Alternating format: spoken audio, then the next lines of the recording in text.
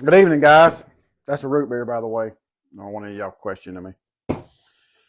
All right. So, Facebook Live tonight. I really just want to do this. I'm getting a lot of y'all reaching out to me, asking questions about a lot of different things. We've got some new stuff going on here with Black Label, with the soft plastics. I'm getting a lot of questions about that as far as, you know, all across the board. What's the usage you like for this bait? How do you like to rig this bait? What hook do you recommend for such and such and such and such? And just a lot of things going on there. I've been getting a lot of jerkbait questions. I know a lot of y'all know how much I love to throw a jerkbait, and I've been getting a lot of questions. It's jerkbait season. It is the time of the year where the jerkbait really starts to shine. The water's finally getting cold. I know we've had, unless you live in maybe the Bahamas, you've had a lot of cold weather lately, and some of the shad are starting to die, and that can make that jerkbait fishing really good, but it can also make it really tricky. So if we have any questions about that, I've got some of that laid out. I've got some things here that I use to kind of tweak my jerkbaits. We can talk about any of that y'all like. And I've also got basically an array of my flat side cold water Black Label balsas here. So, but by all means, I'm not saying let's limit it to that. I'm 100% good with answering any question y'all want to talk about. Y'all want to talk about forward facing sonar. Y'all want to talk about my new Skeeter and any of the changes that went on with it. Your Yamaha engine. If you have a question about that, I'd be happy to talk to you about anything that pertains to the sport that we all love, which is bass fishing. So we're going to get started here. I'm going to just start this off by talking about let's talk about some of the new soft plastics that we've got here, some of the new stuff that we're making here at Black Label. We've got the Bug Junior as well as the full size Bug. These two baits are basically the same in shape. The only difference is size. This is the Bug Junior in a color that I call cockroach. It's just a real nice muted, real rich brown. Well, for those of y'all that all know, it looks just like a cockroach. And this is the full size Bug. The one thing that I've been stressing to guys about the Bug and the Bug Junior is, a lot of companies offer this and this style or baits along these lines, be it a bug style bait or a beaver style bait or whatever. But so oftentimes the junior size is not big enough in body length to carry a 4/0 hook, which is what I like to use, or to be able to, to use as like a small compact trailer. The Bug works really good as a bladed jig trailer or a swim jig trailer. So when I made my Bug Junior, I made sure that the body had enough length that I could rig it on a straight shank. This is the hook I really like to use. This is a BKK heavy cover 4/0 hook. And the main reason I did that is so that I don't have to have two rods. I don't have to have a rod. Say I go fishing and I start off fishing with the regular size Bug, and I'm getting some fish that are biting the feet off of it, or it's just a high pressure day, fishing's tough conditions, and I'm not getting the number of bites that I want, and I feel like I need to downsize to a smaller profile bait. I don't have to sit down, cut my hook off, and tie a smaller hook on. I can just take the regular Bug off a 4/0 hook and just go right on and put the Bug Junior on there and just keep right on fishing. So I don't have to have two rods rigged up for basically the same technique. I can get away with just having one and just interchange the baits. So that's the Bug and the Bug Junior. I've also got the CP Crawl.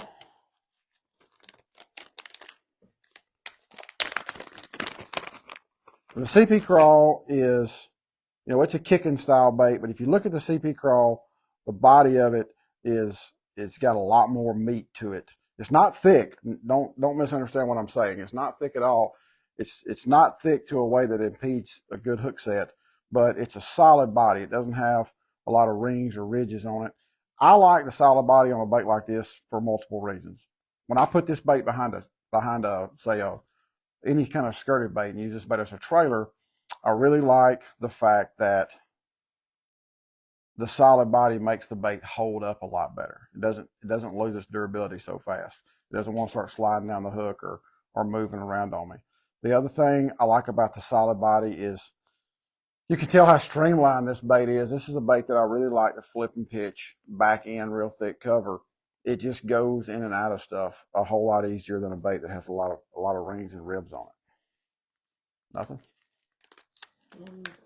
Mr. Wilson said crankbaits was the smallest crankbait you got. Anything compared to a Bandit 1100 is really great. The Bandit 1100, man, that's one that I hadn't seen and heard in a long time. The closest thing I'm going to have to a Bandit 1100 is going to be a runt. And I can't remember right off the top of my head. It's been a long time since I saw a Bandit 200. But my runt might be just a fraction bigger, but it's not going to be bigger by much. But the runt is going to be like the Bandit 1100 shallow runner. I remember right, Bandit made that in a shallow and a deep. I don't have anything that's real similar to the deep. The closest I would have to a deep running small bait, and it's going to be a fraction bigger, would be the fat little Cliffy. The fat little Cliffy is a pretty small profile bait. It is going to be a little bigger than the 1100, but not by a ton. And it's a 5 to 6 foot bait. The runt is my little square bill. It's going to be pretty close to the size of the Bandit 1100. What's your favorite old school lure or bait when all else fails? That's kind of a tricky question because the all else fails part,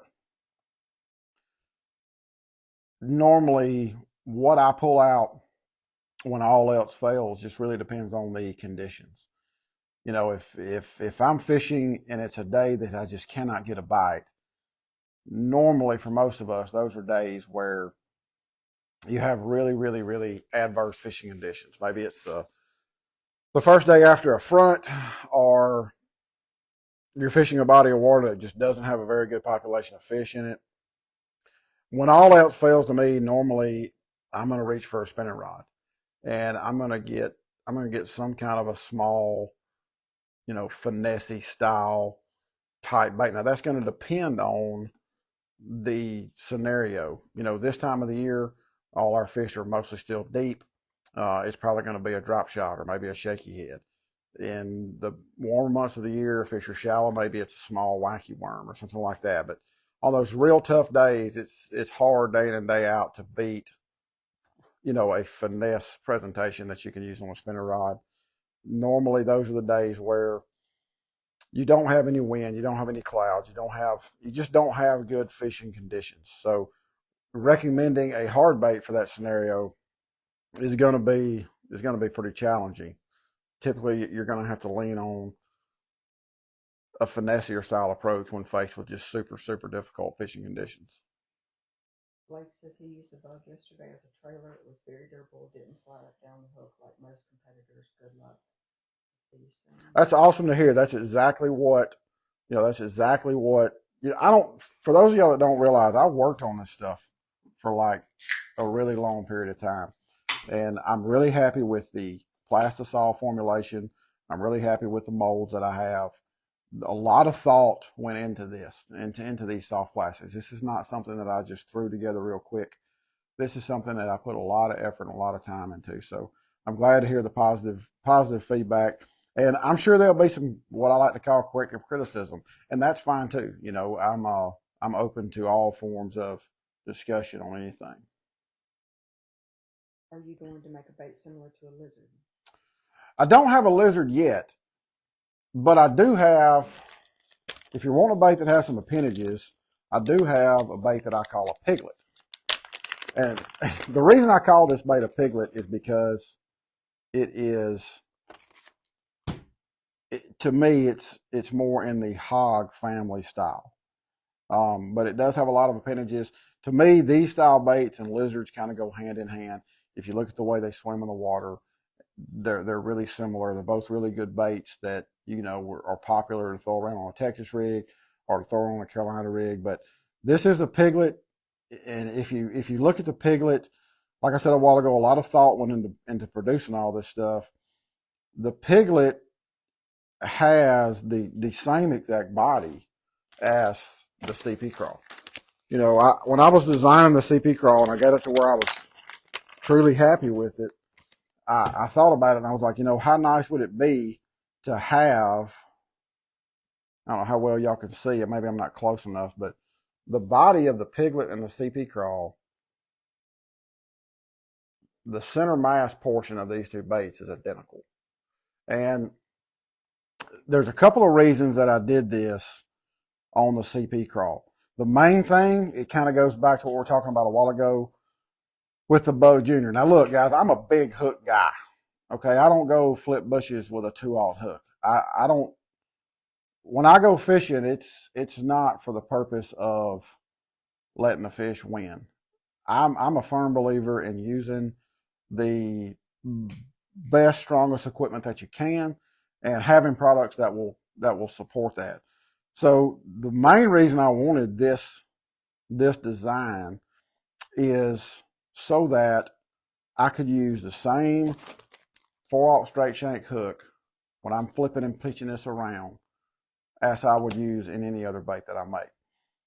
Now, there's also some other added benefits to having this bait. For one, if you compare this bait to your typical hog or hog junior size, which this is more of a junior size, hog style bait, most all of these baits are built on just a simple round shaped stream of plastic that makes the body and the appendages come off of it. That bait weighs a substantial amount less than the Piglet, just because of the fact that this bait has a bigger body, it has more mass. Now, why does that matter? Those tough days we were talking about a while ago. A lot of time, you know, I live here in South Mississippi and fish a lot of the tidal and tidal rivers that we have here. That's kind of where I grew up. And a lot of times here on those tough conditions, you're forced to flip with a real light weight.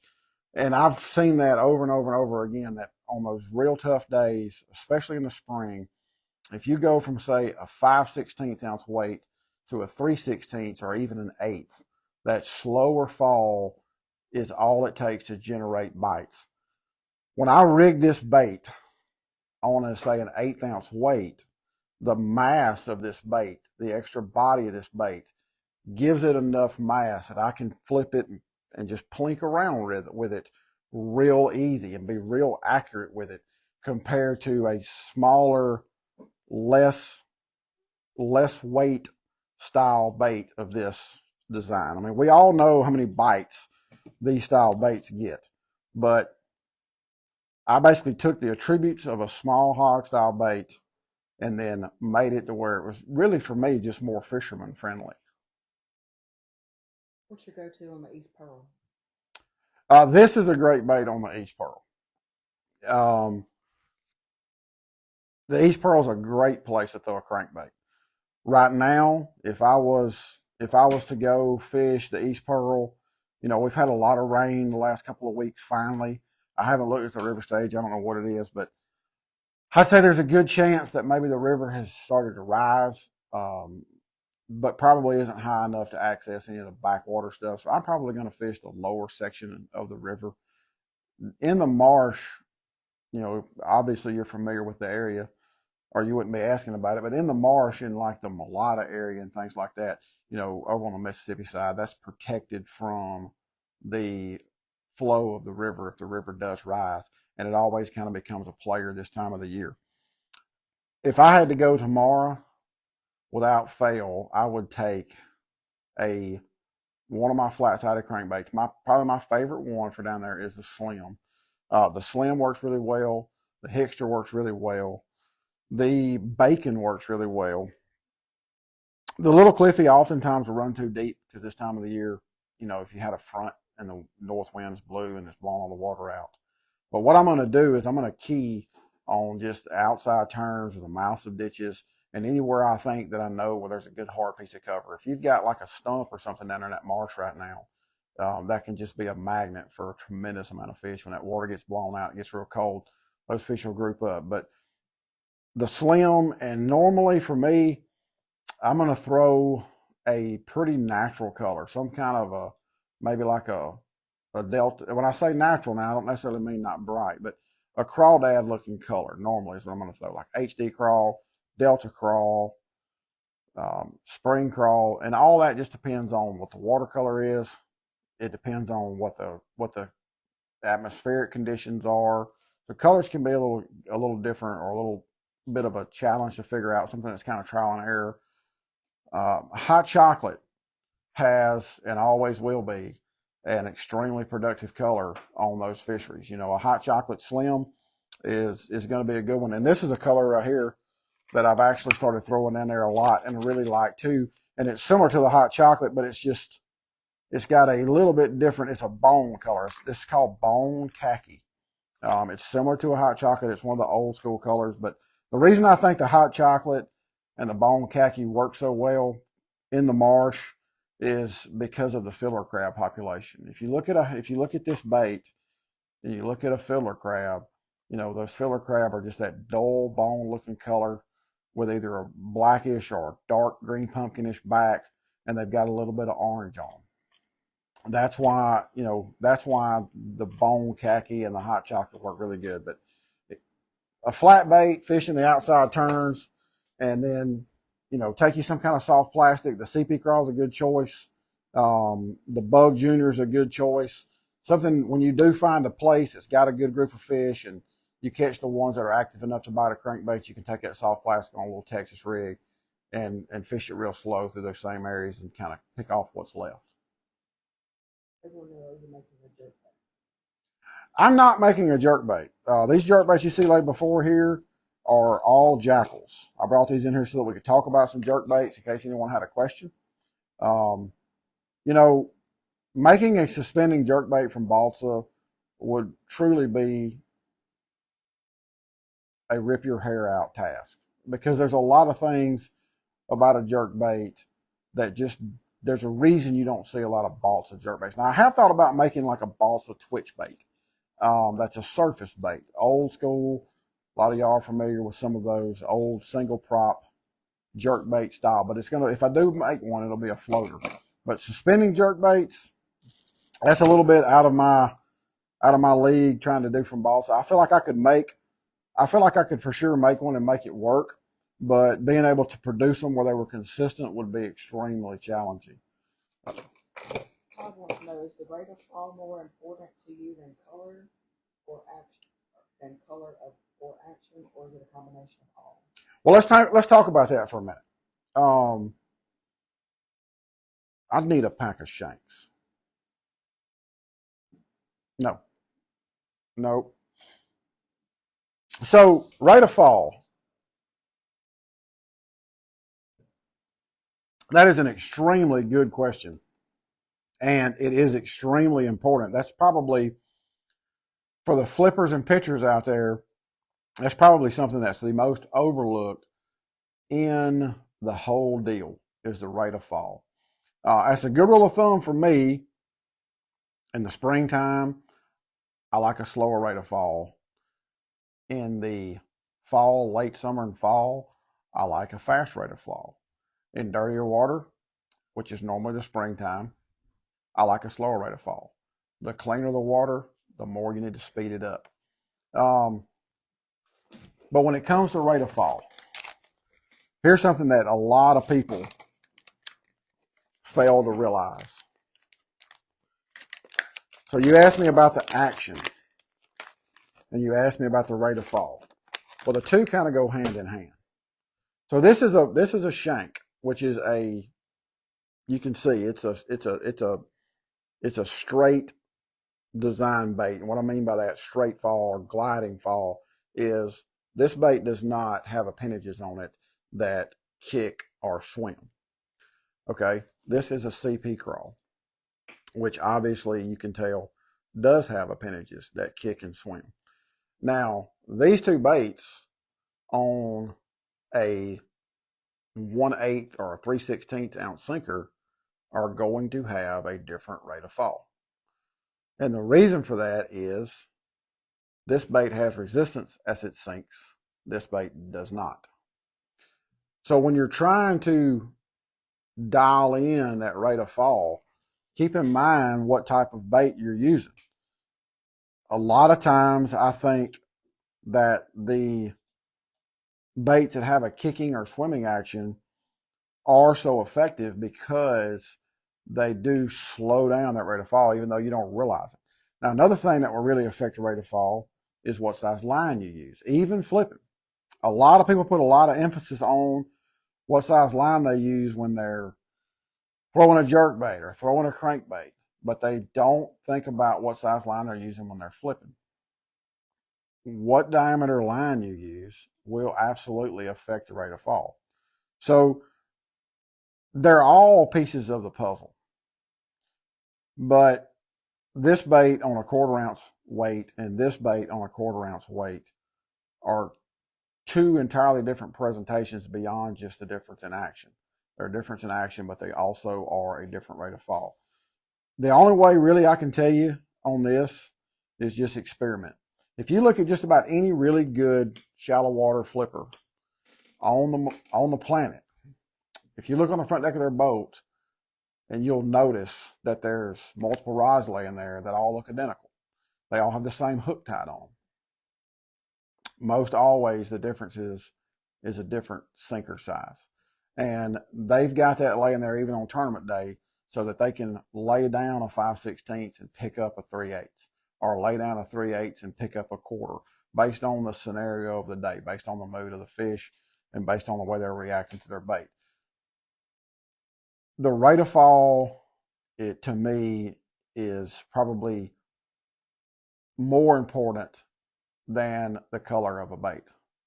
I think that the action of a bait and the rate of fall are, whether that is a crankbait or a flipping bait or anything, the action of any bait and the speed at which it moves, which if you're flipping, that's rate of fall. If you're cranking, that's how fast you're turning the handle. I think those are the two most key parts of the deal.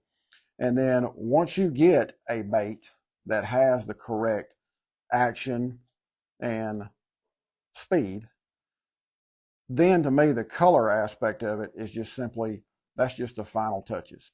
Now, that's pretty easy to do, or simplest to do on a hard bait, because you can tell, if you're cranking and you've got a bait that they'll hit, but they're not just eating it.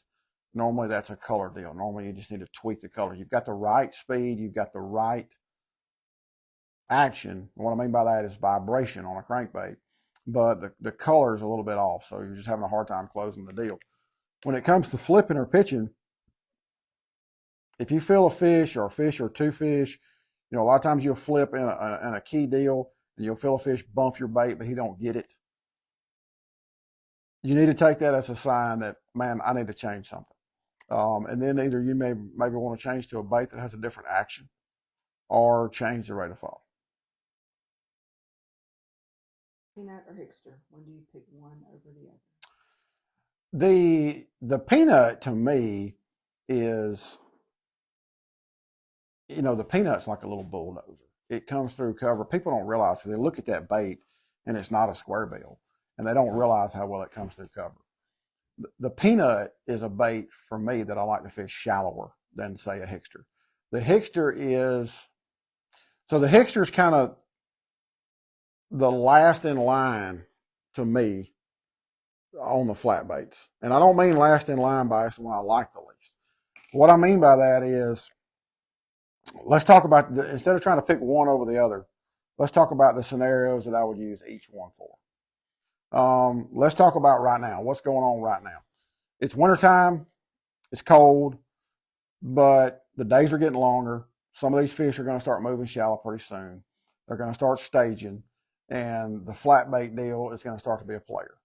When those fish first move up, they're going to migrate into stuff, and they're going to get on normally whatever kind of hard cover there is in a creek, like a channel swing bank that's got some rock on it, or like if you're at Pearl River, or like you're asking me right now, they're going to start to move into those ditches that they're going to eventually spawn in the back of, but they're going to be in the front of them, and they're going to be a little deeper. because the water hasn't started warming up yet.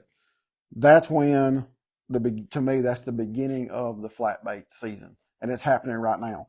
But that's not when I throw a Hickster. Those are conditions that I really like, say a little Cliffy or the fat flat or a 38, depending on the watercolor, depending on a lot of different scenarios. Even the Tap Out Junior is a great bait for those scenarios.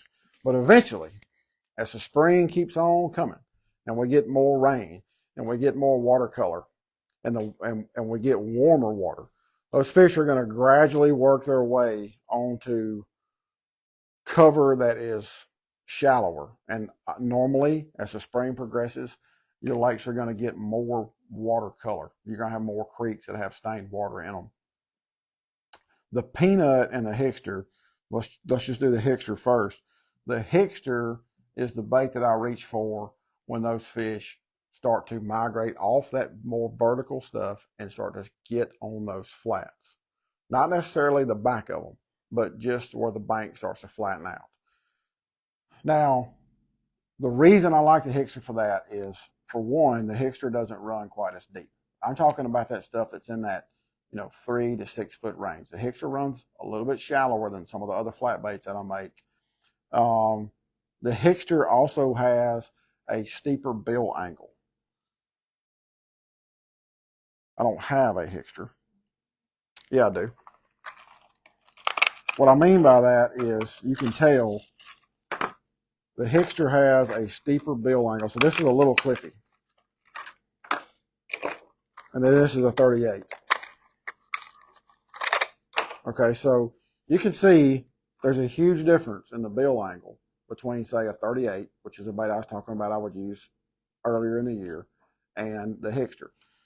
The bill angle on the Hickster causes this bait to come through brush really well, or a stump really well. It's less likely to hang. It has more of a square bill angle. So when those fish get on that shallower cover, the water's warmed up a little bit, they get on that shallower cover and the water's got a little bit of color to it. The Hickster has more vibration, which helps in a little bit more stained water.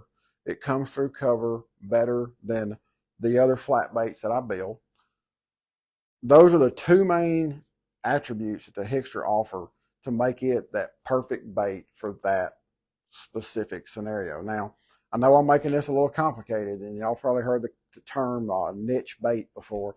To me, in my eyes, every bait is kind of a niche bait. Now, it might be that this bait is the niche bait that works on the body of water that you live on all the time. But for me, traveling all over the country like I do, I'm always trying to tweak the bait for the exact scenario that I run into, and that's why I have almost 60 models of balsa baits now. But that, to me, that explains the Hickster the best. That's when I like the Hickster the best. Now, I have seen times, if you're still on here, about like at the Pearl River, I have seen times where Tiffany and I have went fishing in the marsh or on these rivers here, and I've been catching them really good, maybe the weekend before on a slim, and then we go, and she likes to throw the Hickster because you feel it better. And we go a couple of days after that, and I throw that slim for an hour and catch two, and she catches 8 or 10 on a Hickster, and I realize, hey, I need to make a change here. And normally that is once that water starts to warm up. The Hickster is just a bait. It's a flat bait, but it doesn't have that super tight vibration that most flat baits have. Now, the peanut, and I don't have a peanut, but that's okay. We don't need one.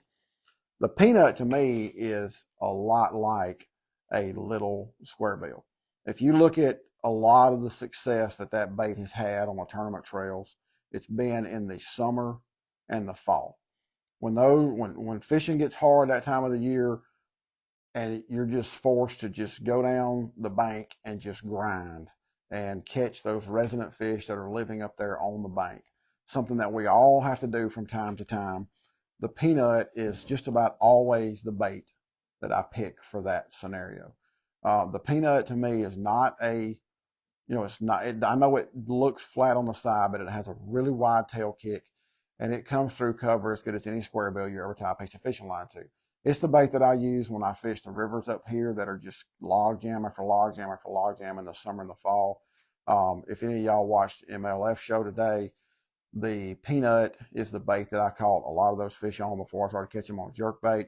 That was back last fall, and I was doing exactly what I'm talking about. I was just covering water going down the bank. That's the time that the peanut fits the bill for me. What type of hooks do you use? If y'all want to change your treble hooks on your crankbaits, and you haven't yet, this is the BKK Spear 21. This is hands down the best treble hook that I have ever used. From a strength standpoint, from a wire diameter standpoint, it's got a big barb on it. Now, I'm a round band guy for a lot of things. I do like EWGs, and they do offer an EWG, but I use the round bands probably 70% of the time. And the Spear 21 BKK, and I've used them all, to me is the best of the best. If you really want a true premium treble hook to put on your crankbaits, that's the hook that I would recommend. For flipping and pitching any of these bugs or Texas rigging, any of the plastics, I'm using the BKK. And the three that I use the most outside of the drop shot hook is the heavy cover straight shank. If you're looking for a flipping hook, that's your go-to right there. If you're an EWG hook lover, this is a Chimera.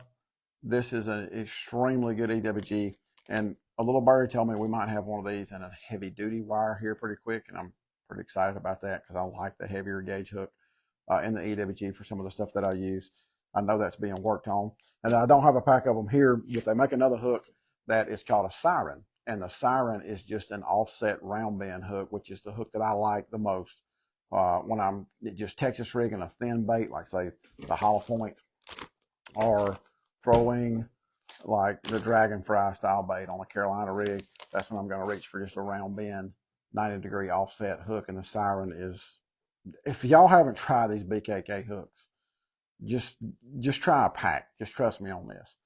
I can't imagine that you're going to be disappointed. I've been using them now for a little over a year, and I'm just blown away at the quality of them. Yeah, we do, by the way. We do have them here at Woodbait Country. I failed to even think about that, but yeah. We do have, I think, everything that I just mentioned here at Woodbait Country. Kenny said wintertime, clear to scattered clouds, partly stained water 2 to 3 foot, 55-degree morning water temp, warming up to 59, deep water reservoir. What do you do? What baits that you make would you use? That's the scenario I would throw the Hickster. That's the exact situation we were just talking about. Especially if I've got so I'm going to, when you tear a lake apart, and this is a conversation we need to have one night while I'm sitting on my boat and we can look at my Garmin screen. But when you're tearing a lake apart, look at places like if you go to a new body of water, the simplest place for me to start is look at places where you have a good place that you feel like those fish would winter, you know, and then you have a good spawning area that's in a very small, isolated area, one section of the lake. And then go there and try to figure that little section out, and then take what you learn and apply it to the other part of the lake. But if I'm going to go to that lake you just described, 2 foot of visibility that's pretty stained water, in my opinion. I'm going to go in some creeks. I'm going to hope that those creeks maybe have a little bit more color. By the time the water is 55 to 58, those fish are going to be right in that. They're staging, but spawning is coming pretty soon. You may actually even have some males that have even pushed up shallower, but most of your females probably won't have yet. I'm going to go to a creek that I feel like has deep enough water in it that those fish could have wintered in it. And I'm going to look where channel swings start to turn into flats. Maybe like go to the last couple of channel swings. And as those channel swings, run up against the shoreline, that's normally where a lot of your fish are going to spend their last little part of their wintering cycle. That's where they're going to stage first. And then those fish are, as that channel swing starts to turn off, that shoreline is going to gradually flatten out and become shallower. At that water temperature with that water color, that's where they should be. I'm going to go right to the end of one of those channel swings, and I'm going to pick up a Hickster and I'm going to go down the bank. And I'm going to do that 2 or 3 times and see if I can catch some. And if that works, I'm going to take that pattern and run over the lake. Now, if you're on a reservoir that doesn't have channel swings, which a lot of them don't, I'm going to do the same thing, but I'm going to be looking at little bitty tiny secondary points. You know, if you're on a flatter body of water like what we have here in the South, a lot of times you're not going to have good channel swings. So I'm going to look for the same thing, a creek that's got some water depth, but I'm going to look at some of the secondary points that are towards the back third of the creek. Now, let's talk about if you go to like a lake in East Texas. You know, let's say if you're at like a Sam Raper, or any good grass like a Gunnersville, all those lakes that have good quality grass in them, that water temperature, what I like to call the drains, become a major player. And what that is just the center of a pocket where that grass grows out and it creates, it creates a deepest point. It creates a drain that goes up into a spawning flat. If you've got a lake with aquatic, get in the center of that drain. Now, I know this is not the question that you asked. I'm just trying to explain it for other people. Oftentimes, if you have aquatic, the water color is going to be a little bit cleaner than what you talked about. Maybe in that situation, I might start with, say, a 38 or a slim or a little Cliffy, but fish the center of those guts. But those fish are going to be really close to where they're going to spawn, and they should be in a good mood to bite a plug, especially with that day you described. That's the day that I would love to go. You know, it's partly cloudy, got a little wind blowing. That's right up my alley. And he said, can you create a morning dawn, pearl white bottom, and a hollow point, please? Man, I'm working on a lot of colors, but you got to keep in mind, um, this is going to be a process, just like the process of designing and building all these crankbaits, and I'm going to continue to do that too. The soft plastics is going to be a process, but I assure you that if the good Lord leaves me on this dirt long enough, I'll have more colors than you ever thought you could imagine. That's just my nature. And yes, I've got actually several different morning dawn styles that I've already been playing with. My drop shot worm that I'm going to release, I've actually had those molds for 10 months now. And I've been making a lot of my own baits, just testing them, which a lot of these baits I've actually had for 10 months. But I just haven't quite got there with a lot of the colors, but I will have pretty soon. But if any of y'all want, something like that, custom made or something for the here and now in a bait of mine that you really like, reach out to me. I can't promise you'll get it in 2 days, but I will try to do my best to get you what you need. And you never know. You might come up with a color that I want to add to the line. Odds are you probably will. And it's probably a color that I've already been playing with. It's just taking some time to to produce this stuff. This is not something, this is made right here. I mean, I'm sitting in the middle of it right now. I'm looking at all my soft plastic making equipment outside. Around the other side of this camera is a whole bunch of crankbaits that I finished painting Friday that I've got to start assembling tomorrow. And my 2 hands can only do so much. I do have a friend of mine that's been helping me with some of the plastisol injection stuff, so that is speeding the process up. But with a little bit of time, I'll have a color chart that shouldn't be missing very much. Tony said, Tennessee Highland Reservoir during winter drawdown. Waters are 44. Water clarity is stained.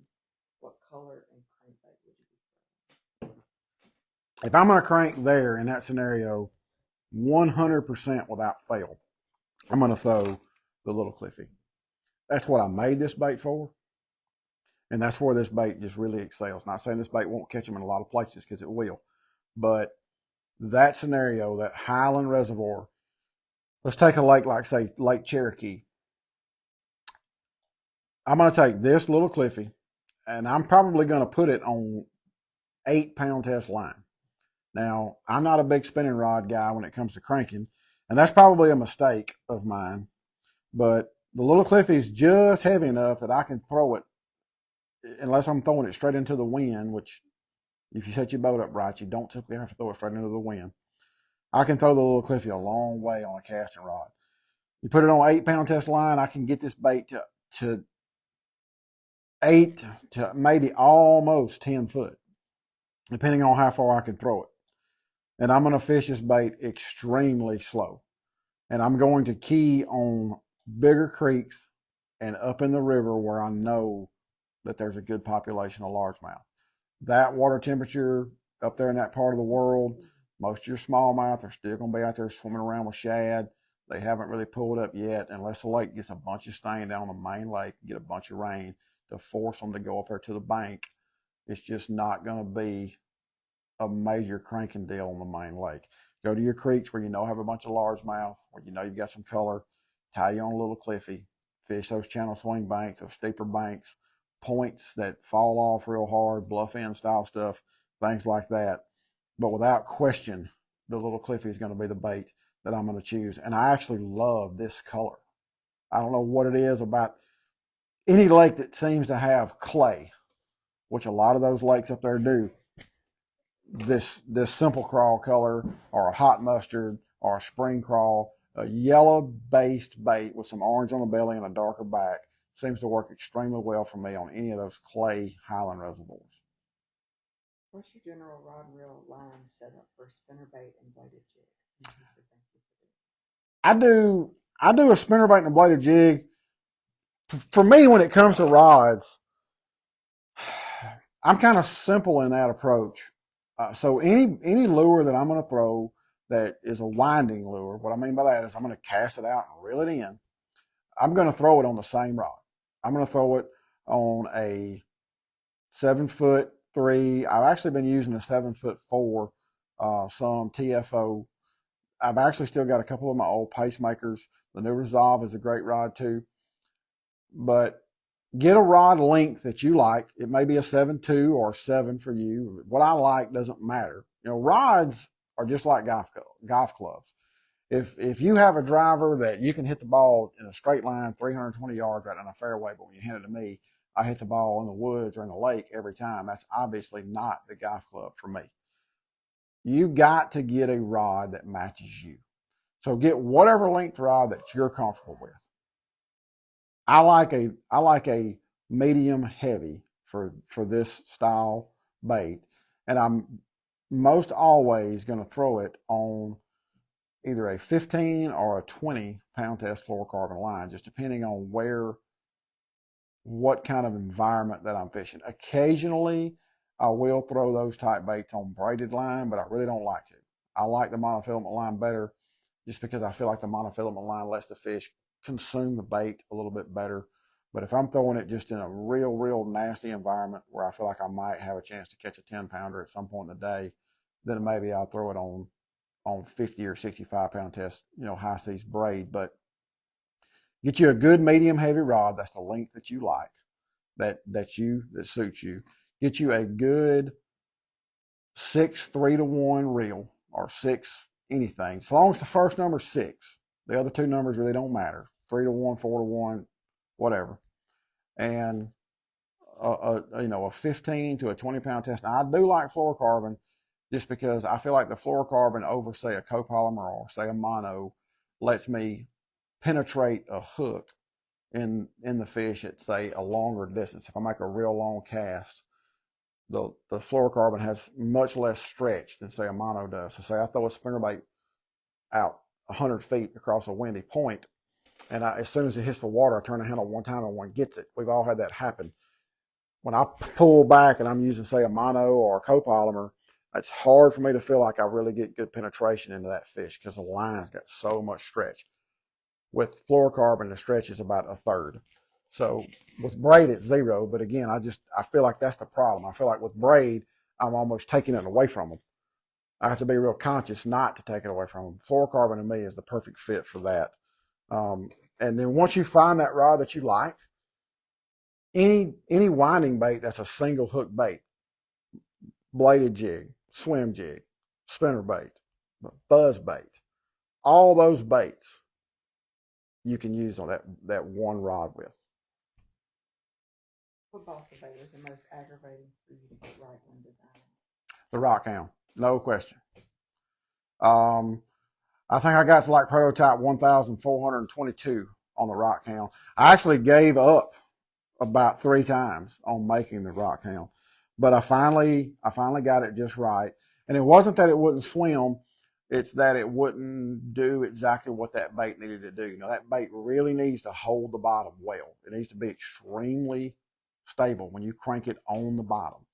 And the rock hound was really challenging. Another thing that made a rock hound challenging, to be fair, is we don't have just a tremendous amount of boulders down here in South Mississippi, in case y'all don't know that. So when I was testing the rock hound, I'm fortunate there's one lake here close by that has a real big, pretty riprap dam that runs all the way down the front of it. And I could go over there and I could always catch a few, and I could test them and I could play with it, and I could make sure that it was doing exactly what I wanted it to do. And then I actually took that bait with me on the road for a season and was able to fish it in a lot of environments before I ever even started selling it. But the rock hound was probably hands down the most I want to quit and go home crankbait that I've ever made. And I made a lot of them. The second one on that list, and this is going to sound nuts because you would think it would be really easy to make, is the bully. The bully was a very difficult bait to make. As a matter of fact, I've got about, I don't know, 500 or 600 bullies that are outside in a box that I'm going to use for kindling here in the very near future.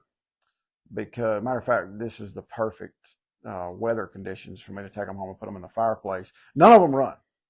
I made a batch of bullies, prototypes, made about 20 prototypes, which is kind of my normal routine, and picked the best one. And apparently I just got lucky when I made that one, because I made about 500 or 600 that were identical to that one, and they would not tune. They hunted too much. Now, some of y'all may say, oh, that's what I want. And I get that, but they hunted to a point that they were unstable. They would hit a limb and they would roll out to the surface. That, to me, that's too much. That's not hunting, that's instability. And I don't like instability in a bait. I want a bait that recovers. It's fine if it's got a little left to right hunting. That's great. That's a diamond in the rough. But it can't hit a piece of cover and just go haywire. So me and the bullies went round and round for I don't know, 6 months. But it's pretty common for most all these baits that I build that it's some of them it's a year process. I'm actually already working on a lot of baits. I'll show y'all some if y'all sit here, that are going to be baits that I'll probably have for this Black Friday. If y'all believe that, I'll go get them. They're in my office. Hold tight.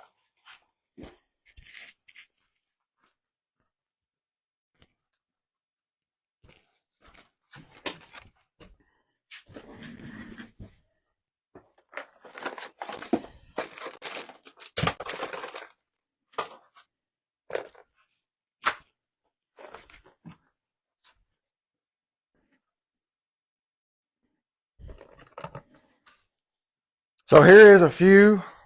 Now, I've been working on these for, I don't know, maybe 5 or 6 months already, and a bunch of these are going to go with me on the road this year.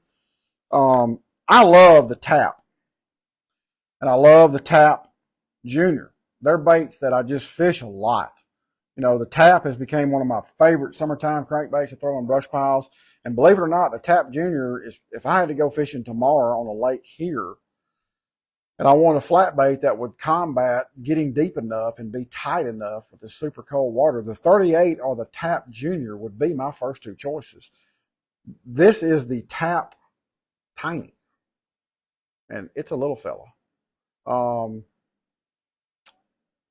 Verdict's still out on this one. I don't know. This is about prototype number 6 or 8, but this is a bait that I'm working on. Then this is, so we were talking about the Hickster earlier, and I told you all the things that make the Hickster awesome. The Hickster loves dirty water. The Hickster loves when the fish are up there shallow. But I don't have a flat bait that doesn't vibrate as hard as a Hickster that runs for that depth range. And that's what this is going to be. I had a scenario last year at a tournament where the first day I caught them really good on a Hickster, and we have those off days with MLF, and I was fishing in a creek, and it has some color in it. And I go rolling in there on my day 2, and guess what? Creek's drinking water clear now. And the fish were still up there. I ended up catching them on a spinning rod, but all day I was sitting there going, man, why don't I have a 3 to 4 foot deep diving flat plug that will run and fish this depth and not have the vibration? You know what I mean by that is, yes, it's still going to vibrate, but it vibrates less than a Hickster. So I came home and started working on one. This ain't it. Well, this is it. This is the body, but me and this one have been fighting a good bit. This is actually another version of the same one. And then this is one that, to be honest, you know, I'll just be honest with y'all. I grew up here in Mississippi, and that's where Bandit Lures is from. So when I was a kid, you could buy a Bandit crankbait at every gas station. You could probably buy them at the bank when I was 15 years old. They were everywhere. These guys drove them around and sold them out of trucks like they were loaves of bread. And I fished with a lot of Bandit baits growing up. The flat max that Bandit doesn't make anymore. There was a time and a scenario, and it was normally in the fall when the fish were keying on a bigger bait and the water was clear, that the flat max really excelled. This is kind of, it's not a copy, but it's a bait that's going to fish a lot like the old Bandit flat max. And this one is pretty good. And there's several more in here. We don't have to waste so much time going through them, but I just did this to show y'all building these baits and designing these baits it's a process. I don't just make one, carry it down to the pond, throw it out there twice, and say, oh, it's good. I take them, they go in my boat, I fish with them. I've got some, I've got some honest time on all these baits before I put them in these boxes. Ben missed your answer. He asked if there's a possible future of a jerkbait. He missed that. Mr. Ben, I'm not saying I won't make one, but I probably won't ever make a suspending one. If I do make one, it'll be a floater, a twitch bait style, maybe with a single prop or with no prop. But to make a suspending jerkbait out of wood and make them consistent is going to be probably, I'm going to throw more of them away than I'm going to be able to use. Do you peg your weight when you're flipping? If I'm flipping a bait that has a swimming action, like say a CP crawl or a bug, I do. Just because if I don't, the weight and the bait want to separate. And I don't like that. I like to keep it all together. If I'm trying to skip a bait, like, under a cypress tree, having that weight pegged to that bait, keeping it all together helps and aids a lot in being able to skip it up under, say, into a willow tree or under a dock. The only scenario that I really don't peg my weight is when I'm flipping a bait like the shank. A bait that has a gliding action. This bait will not separate a tremendous amount. It'll separate just a little bit, but I kind of like the separation on this bait. Now, a lot of times, and this is going to sound totally backwards from everything that you've heard in your life, but I don't peg my weight a lot of times when I'm flipping a real heavy weight, like an ounce or ounce and a quarter. And the reason I don't is I like that weight. When I hook a fish, I like the fact that that weight can get away from that fish. Whenever I pull a fish out of a mat, if that weight's 2 or 3 foot up my line, that's awesome, because I've learned that I'm going to lose a lot less of them. And it takes a little bit of practice. It takes a little bit of time, but you can penetrate when you're punching, say, hyacinth mats or things like that. You can penetrate it just as well with an unpegged weight as you can with a pegged weight. You just have to be a little more conscious as how you lay the bait on top of the cover that you're punching to get it to go through. But on a real big weight, which is but it's kind of where all the pegging deal came from. That's kind of where it got started was, oh, you peg your weight to get it to go through the cover because it stays together. And I agree, it does. And it is easier to penetrate it with a weight that's pegged. But if you can learn to do it with an unpegged weight, you'll lose a lot less fish. What got you into bait making? I don't know. It's kind of in my DNA. if I was looking at just Black Label is a business. I'll be honest with you. It has to be at this point. It has to be a business. And the tackle business is challenging. This is a passion for me.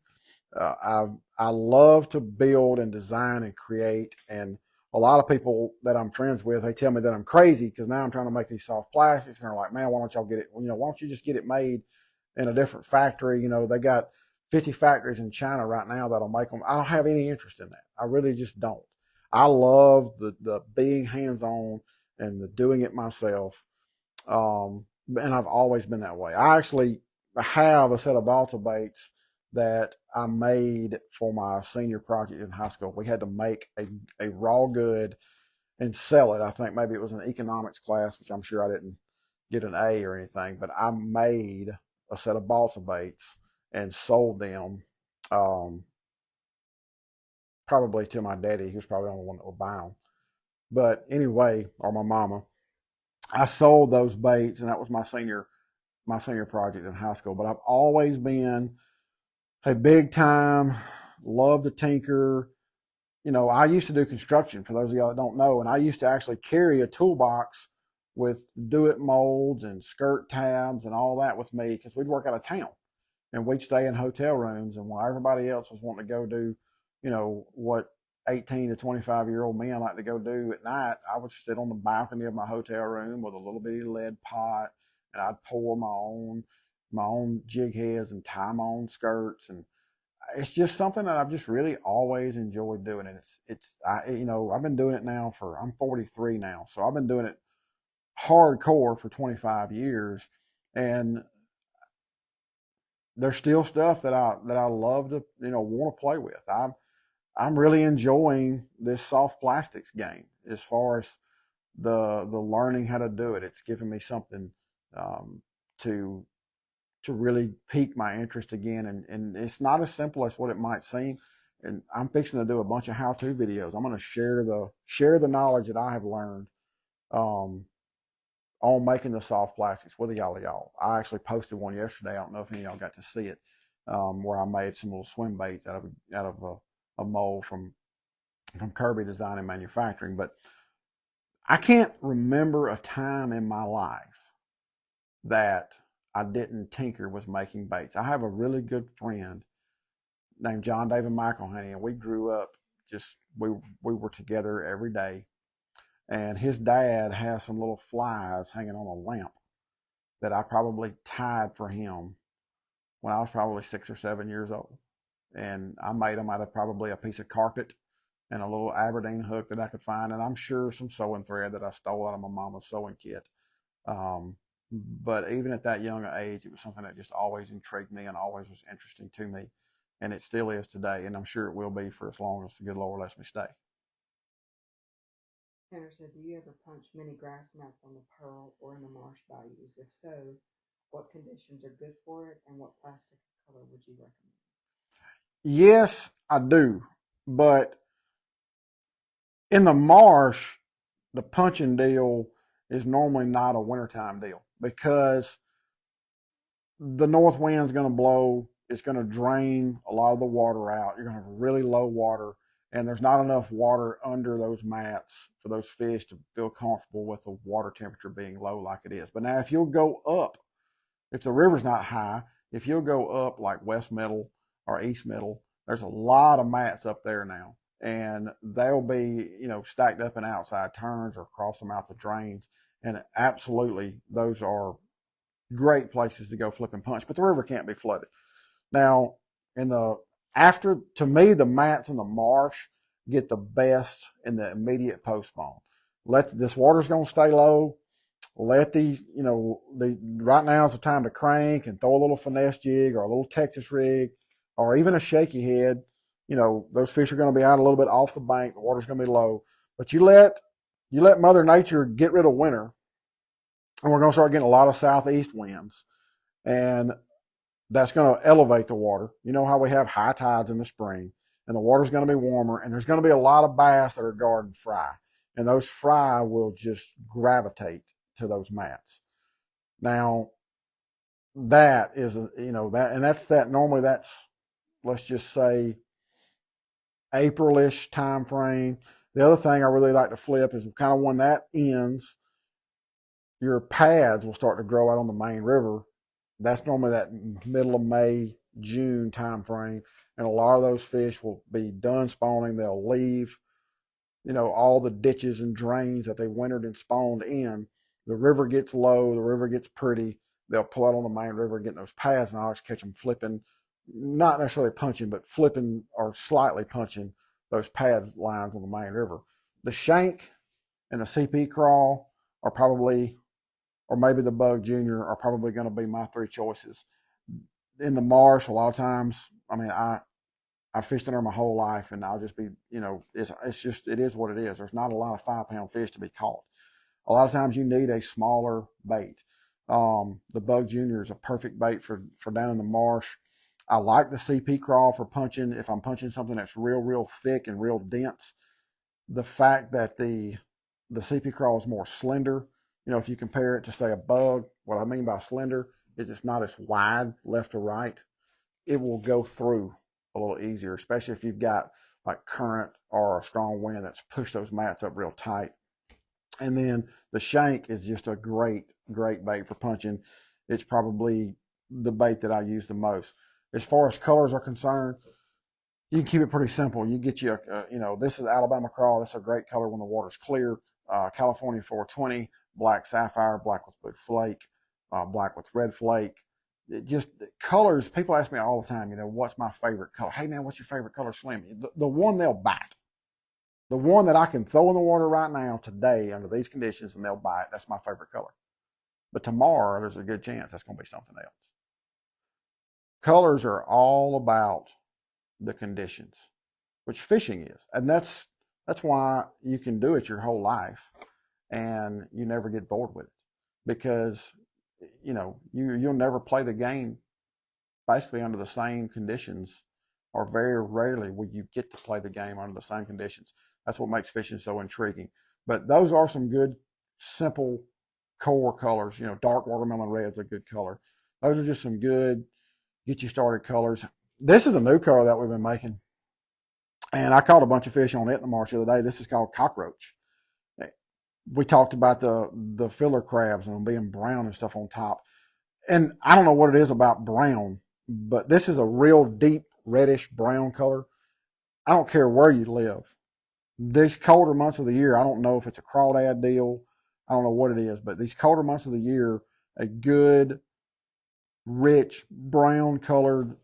Just think about all the fish that have been caught on a brown rubber jig in the wintertime. For any of y'all on here that are my age or older, we all remember throwing the old flat rubber jigs. And if you remember what that jig looked like when it was wet, not when it was dry and covered in white talcum powder, but when it was wet, it was that rich, deep, and it was a reddish brown. That's exactly what this cockroach bait looks like. So that's a color that I would say would be on my list, definitely for this time of the year.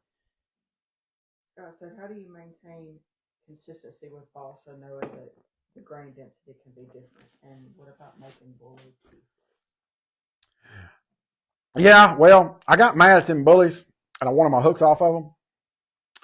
So I took a pair of side cutter dikes, and I cut all the attachments off of them, so I can sit there and open up all the split rings to take the hooks off. So it's going to be kind of hard to make a key fob out of one of them because there's no attachment points on them. They are just all trimmed off. We do make keychains, though. I have some on the website they don't have lips or anything in them. You can put them in your pocket and stuff like that. As far as I got sidetracked here. As far as the balsa density is concerned, the thing about balsa wood is the grain of it. When you cut a piece of lumber out of a tree, the grain is going to be pretty consistent because you're not going to cut a board left to right. If you look at a tree that's growing up from the ground, you're not going to cut a board left to right out of the tree. You're going to cut it straight up and down. Now, the boards that come out of a tree that are from the outer portion of the tree, closest to the bark, they're going to be the softest. They're going to be the lightest. You can go to Lowe's and pick up about 10 2x4s, and you can tell Some are lighter, some are heavier. When you get to the closer to the center of that tree, you're going to get a more dense and you're going to get a harder piece of wood. So essentially what you kind of have to do is you really have to try to make your baits out of the most similar density wood that you can find. And I actually use different density woods for different baits. So whenever I get balsa wood, I'll actually kind of grade it and I'll say, oh, this wood is better for such and such models because I know that they perform better out of maybe a slightly harder piece of wood. And this wood is better for such and such other models because I know they need to be a softer, less dense piece of wood. But even that being said, when we tune baits, this is something that probably none of y'all do realize. When we go tune, and I say we, I mean Tiffany and I, if we go tune 100 black labels, there's going to be a percentage of them, and I've gotten it down to where it's a fairly small percentage, but there's going to be a percentage of them that go in a garbage can every time. It's just a fact of it. If you buy a balsa baits that are not tuned, you've probably experienced this before. You've probably bought some that won't tune. And I don't care. I've devoted the last 10 years of my life to trying to perfect this process, and I think I've gotten it down pretty good. But I don't care who you are or how good you are, because you are dealing with a material that's exactly what you just said. There is some variances in it. You will make some that can be the straightest, prettiest, most perfectly built baits that just absolutely won't run. I've got a box full of baits at my house, and when I mean a box full, I don't mean a little bitty, I mean a sure enough box full of not black label baits, but of other brand balsa baits that I've bought and collected over the course of my life that just won't run. And I'm not trying to pick on anybody. I make tons of them that won't run, but we get them out of the equation by tuning them. There's Bagleys in there, there's WECs in there, there's just about any brand you can imagine. There's Poes in there. Everybody that's ever built a bait out of wood has ran into that same problem, that same scenario that you're talking about. And the fact is, they're just not going to all be winners. But that's also what I feel like makes those certain few be just rock stars. I've got certain black label balsa baits that I absolutely will not fish with unless it's an important day. These are not baits we tie on just to go fun fishing. These are baits that I tie on when I know, when I'm fishing a tournament and I open up my flat bait box and I've been catching them on I always practice with new baits and say I've been catching them on a slim that's Delta Crawl. And I've got the one, that I've caught some on in practice. When I open up my crankbait box, whichever one of the Delta Crawls that are in my tray that has the most teeth marks on it, that's the one I'm going to tie on. Now I'm not trying to make y'all think that you have to buy 50 of my baits to get a good one. That's not the case at all. But I am saying is occasionally balsa wood from any manufacturer, from me, from Apollo, from any wood bait you want to build, occasionally you will generate that special magical bait that it just seems like they just eat better. Are the 38 and the fat flat the same except for thickness? They are not. The 38 and the flat are not the same. The 38 is actually, this is a 38 in front. The 38 is actually longer than the fat flat. They're not the same bait. It's about 3/8 of an inch longer. The 38 also has a steeper bill angle than the fat flat, and the 38 is way tighter. What I mean by tight is the tail of the bait does not kick essentially at all. It just has a tight roll like that when you retrieve it through the water. The fat flat has still a tight action, but it has a little more tail movement to it than what the 38 does. But two completely, totally different baits as far as built. Justice, are you excited about the ocean schedule and going back to the elites? Man, I hope so. I hope the good Lord lets me get back to the elites. That's where I want to be. That's obvious, or I wouldn't be doing what I'm doing. I haven't really looked to be fair through the whole schedule, I made up my mind when MLF announced they were going to go back to the every fish counts. That that was it for me. That was hey, I'm going to do something else. It's not that I don't like the every fish counts format. I've actually done well in it. I won one of them, and I've had some great memorable days with the every fish counts format. But I'm going to say it the way I really feel it. Unless you've lived it, it's really hard to relate to.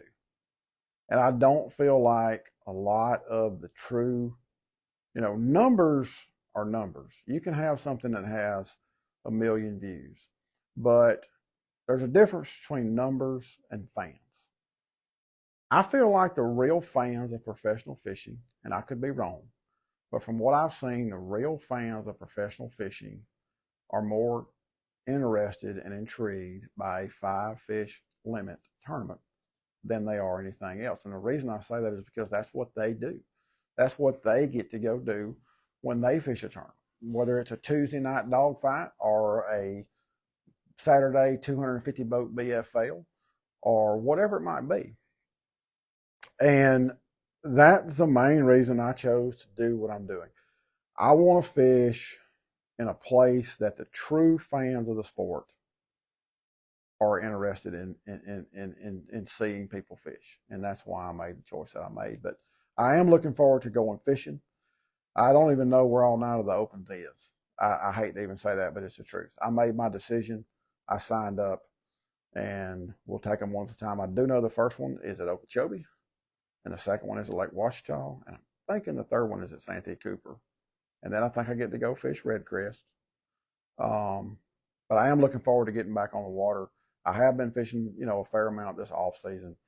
I went and broke my new boat in last Sunday and got to fish for a couple of hours. I'm really looking forward to getting back to it. And, hopefully the good Lord will let things fall my way and it'll all work out. Places, what's your best selling bait? It really varies on the time of the year. Right now we're selling from a crankbait standpoint. We're selling probably more flat baits than anything else. The Hickster is way up there on the flat bait list. The Slim is way up there on the flat bait list. The little Cliffy is way up there on the flat bait list. The Fat Flat has, even though it's new, it has been way up there on the flat bait list. And then we'll sell a lot of top waters here soon too around the spawn. We'll sell a lot of teases and a lot of popping bobs and a lot of heads up wake baits around the shad spawn. And then in the summer months, it kind of becomes more of a square bill, and actually branched Black Label out. I've built the 300 proof now, and that's another new bait that I'm working on. There's a 400 proof. I didn't bring one in here out of my piles of maybe these will work prototypes, but the summer months it's going to be the 300 proof, and then the square bills really start to take off, and the peanut, and then it goes in the fall. The square bills still shine in the fall. Bacons are really popular in the fall. Peanuts really popular in the fall. The potbelly has been really popular in the fall. So it's really hard to say, but if I had to pick and say, hey, I've probably made and built more of these baits than any other, it would probably be the Wreck. The Wreck has been, day in and day out. But you have to also keep in mind, I think I offer the Wreck now in about 150 colors. So that kind of helps add to the stack. But the Wreck has been probably one of the most well-received baits that I've made here at Black Label thus far. Jeff said, I really believe that you make the best baits. I've caught my biggest bass on your baits. Keep up the good work and service. Jeff, that's awesome. I hope you feel the same way about these plastics that I'm making. I don't know if you've got to try them yet. But it's always good to hear that. And I would listen, nothing makes me happier than for us to get success pictures from our customers. And I love sharing that. I love posting that on our Facebook stuff. It's awesome. I had a gentleman this morning send me a picture of a really nice, he didn't say what it weighed, but it was probably a 7 or 8 pounder that he caught on a Hickster. yesterday, a guy sent me a picture of a big one he caught on a little Cliffy. There was actually a big smallmouth, which surprised me. But it's really cool for me to hear that these baits are going out there and getting used, and people are finding success with them and enjoying using them. And hopefully this plastics product line does the same thing. Jody says, does any of your competitors fish for black label? Yeah, just a few. I mean, it's not uncommon for me to go to a tournament with more crankbaits than what I technically probably need, if that makes sense. What's the best selling color for the pre-spawn? Right now, it's the crawls. There's not really one in particular. Red, yellow, natural, which is, the phantom green, HD, brown crawl, kind of those all fall in what I call the natural family. The reds, really good. I got a new one coming that y'all are gonna love. I don't know if I can go find one, but it's called. I made this color in the soft plastic. It's called habanero, and I took the time last week to paint some fat flats and I think 38s in a new crawl pattern that I'm going to call habanero that I think y'all are going to really like. I'll go dig for one. I think I might know where they are. I'm going to go see if I can find one. Let me go see if I can find one. Dixie, keep them entertained while I'm gone.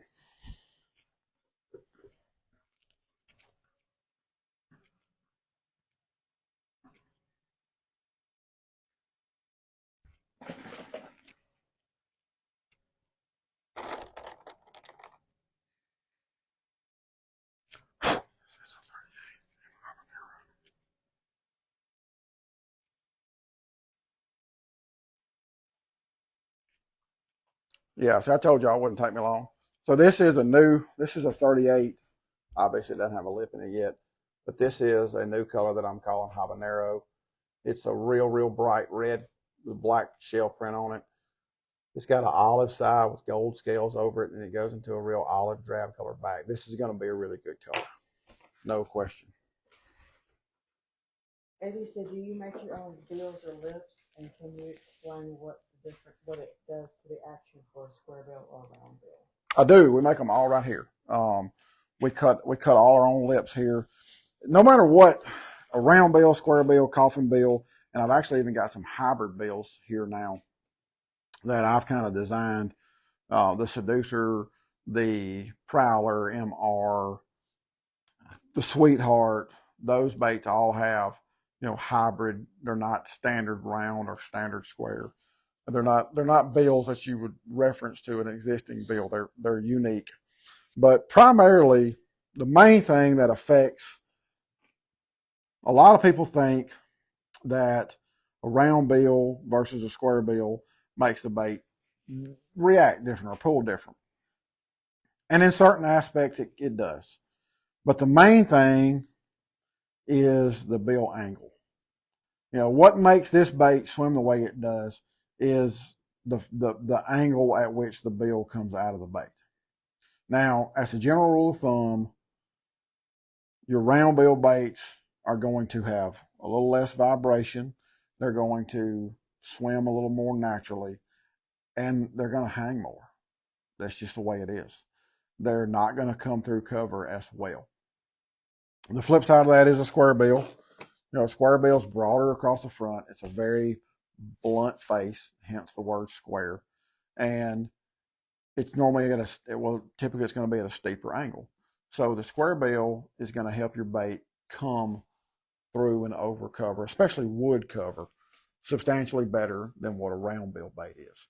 Now, a thumbnail bill, which is what's in like the peanut and the Hickster, put on the same angle as a square bill, makes the bait behave much like a square bill. We were talking about that earlier about how a peanut fishes a lot like a square bill. And it's not a square bill, it's a thumbnail bill.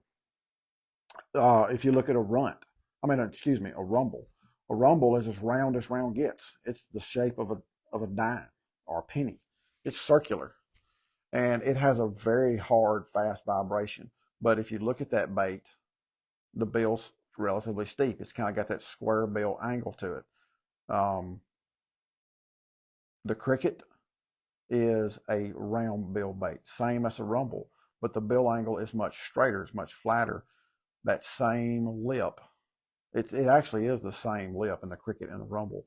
That same lip makes that bait tighten up just because it's at a different angle. So when you're looking at a crankbait and you're trying to pick one for a certain scenario, don't just say, oh, this is a square bill, it's for this, or this is a round bill, it's for this, because it's really going to depend on the angle of the lip that the bill that the angle that it's cut into the body is going to make a huge difference on the way that bait performs.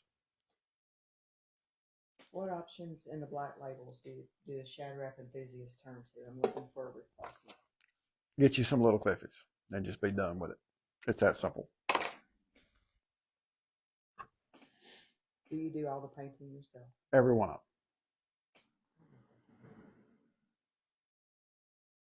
Ernie said, all I know is your square bills catching in the Santee and the Petey rivers. Yeah, we get to come up there and play this year too. So if you got any super gate stuff you'd like to talk to me about Santee, I would love for you to shoot me a private message. It's not off limits yet, and I haven't been there in 10 years. So if you think you got some spare time to chat about it, I haven't talked to anyone about it, so I would love to. And he said, all of your balsa baits through wire? No, none of my balsa weights are a through wire. If anyone's told you that, they're wrong. My balsa baits, the lip is a through lip design on the majority of them. What I mean by that is the wire goes through the lip and into the bait. But this wire and this wire and this wire do not connect. They do not connect. They're not solid through wire baits. There's very few baits that are built like that. With the technology that's available today, wooden baits used to have to be built like that, but with the technology that's available today, with the strength that we have, in a lot of resins and things like that, the need for a through wire bait, I don't feel like is necessary anymore.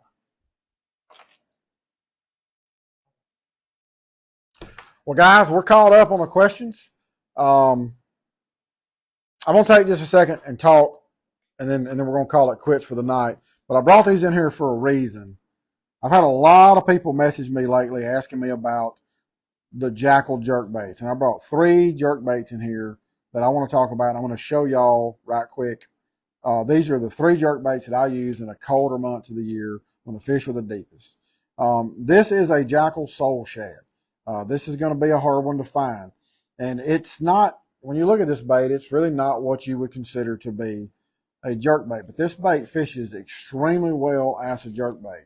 The ones of these that I still have, I guard them very well. This is a bait that I would almost get out of the boat in order to get back. I love this bait this time of the year when the fish gets super lethargic, the water gets, it's coldest it's going to be all year. I just love it because I can get this bait really deep, and this bait is small. It's very tempting for a fish to want to just ease up there and eat it. Now, the DD Squirrel has always been one of my favorite Jackal jerkbaits when it's cold. The DD Squirrel is also, you can tell, it's a smaller profile. It's not a big giant jerkbait, but it has, this jerkbait has a unique, if you just barely jerk this bait, once you get it down, if you just barely twitch it, instead of having that real sharp left to right aggressive, this bait just has a little roll. And when those shad are dying, the DD Squirrel is probably one of my absolute favorite jerkbaits. Now, this is the new Jackal rearrange. And I've been doing something to my rearrange for the last couple of years when it's cold. Then this is the main thing that I wanted to share. So a lot of y'all have been asking me about the rearrange MR and how deep you can get it. I can get this bait beyond 8 foot deep on even on 12-pound test fluorocarbon. The things that help that happen is this bait has a magnetic transfer in it that I can launch this bait. I can throw it an extreme distance. But the one thing I've been doing a lot lately, if you look at this jerk bait, these are BKK 21, Spear 21s. This is a 5. This is a 6. And this is a 5. And you can't tell it from there, but I've also, this split ring on the nose of this bait is a slightly heavier gauge than what the bait comes with. This hook configuration, 565, with a slightly heavier split ring, will enable this bait to sit like this in the water column. And it will also make it just, all but just barely sink, which lets me get this bait really as deep as I want it, depending on how slow I want to fish it. But that's how I'm setting this reel range up for these colder months out of the year. This is the bait that I caught them on last year at Douglas and Cherokee when we were there in the blizzard. This is the bait that this is actually the bait that I caught them on to when y'all watch today. If y'all got to watch the MLF show today, I know it aired today because I got a ton of people that messaged me and said, man, you're wrecking them on TV. And I didn't even get to see it. Maybe I'll get to watch it tonight before I go to bed. But this is the bait that I threw on that TV show. So that's the modification. That's the only modification I'm doing to it to get it to add depth and to get it to fish the way I needed to fish in these real cold months of the year. 5.65, slightly heavier split ring. Hope all y'all have a great week. We're going to call it a wrap here. I appreciate all y'all that tuned in.